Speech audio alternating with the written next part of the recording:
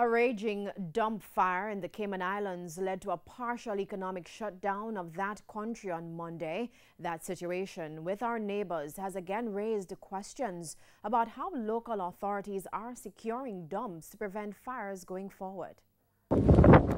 Toxic fumes from a massive fire at the Georgetown landfill in the Cayman Islands blankets a large area of the small country. The fire started on Saturday, but up to Monday morning, smoke forced several entities, including schools and government offices, to close their doors. It's a situation communities close to dump sites in Jamaica know only too well. TVJ News' 9-day wonder feature on Friday raised questions about fire prevention and security measures at dumps.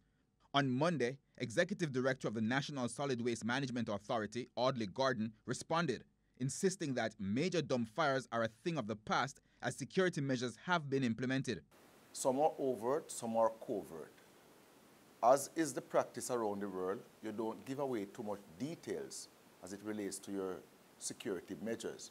While holding some details close to his chest, Mr. Gordon explained that the sites are now better prepared to deal with fires. We now have on all our disposal sites stockpile of dirt and marl, or in short, cover material that help us in the instances of fires where we can respond in real